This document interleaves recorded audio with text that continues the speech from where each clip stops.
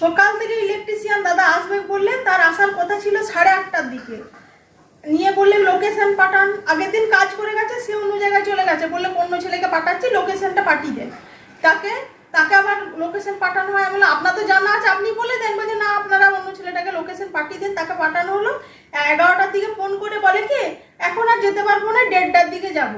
তাহলে বলুন দিকে সকালবেলায় তাড়াহুড়ো করে কোনো রকমে রান্না করলাম, নিয়ে যাই হোক আবার 1:30টার সময় আসবো বলছে। তাহলে চলুন খেয়ে নিই, 1:30 বাজছে।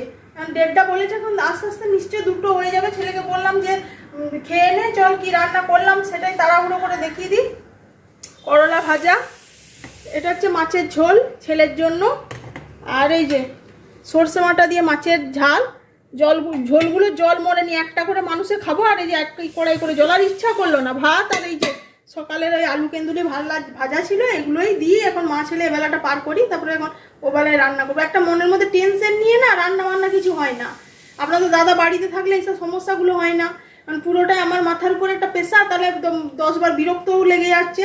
চলুন এখন এইগুলোই এখন খাওয়া দাওয়া করি মা ছেলে, তারপর দেখি এখন মানে ওনাদের কখন সাক্ষাৎ পাওয়া যায়। অবশেষে ঘড়ির কাঁটা এখন দুপুর 3:05। এই সময় ইলেকট্রিশিয়ান 2 দাদা এসে হাজির। সেই সকালে আসবো দেখলেন তো, তাড়াহুড়ো। তারপরে 1:30টায় আসবো। নিয়ে অবশেষে যাই হোক দাদাদের দেখা পেলাম। আমি তো ভেবেছিলাম আজকে কাজগুলো হবেই না, যাই হোক হলো, নাহলে ছেলের ছুটিটা বেকার যেত। এর মাঝে আবার এই যে গ্রোসারি জিনিসগুলো অনলাইনে অর্ডার করেছিলাম, সেগুলো এসেছে। এবার এগুলো মিলিয়ে আবার ঢুকিয়ে রাখা একটা কাজ। এই মাত্র পার্সেলটা আসলো।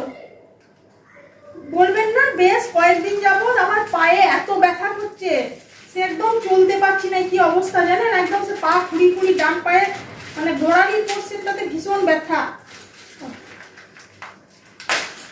তাই এই যে আপনাদের দাদা শুনে অর্ডার করে দিয়েছিল। চলুন দেখি। বলছে দেখো এটা নিয়ে হয়তো উপকার পেতে পারো, হাঁটতে যখন পারছো না। খুবই এদের সোজা প্যাকেজিং না, এই জন্যই একটা আঙুলটা ব্যথা, আঙুলটা ফিক্সড হয়ে যায়।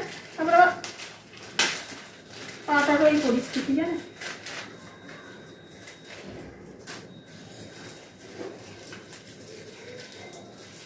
আমি জানি না এটাতে কতটা উপকার পাবো, দেখা যাক।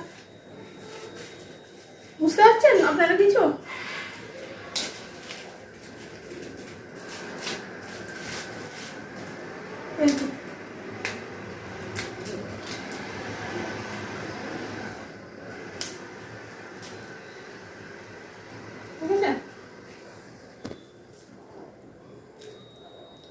জুতোর মধ্যে গোড়ালির নিচে দেওয়ার জন্য একটা সফট টাইপের, যাতে হয়তো পাটা হয়তো গোড়ালিতে যাতে প্রেশার না পড়ে, সেই কারণে এখন দেখি এটা কতটা উপকার পায়।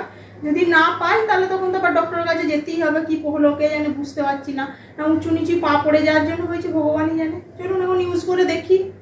যদি কেউ আপনারা ইউজ করে থাকেন তাহলে অবশ্যই কমেন্টের মাধ্যমে জানাবেন যে এটা লাগালে পায়ে উপকার আছে কিনা।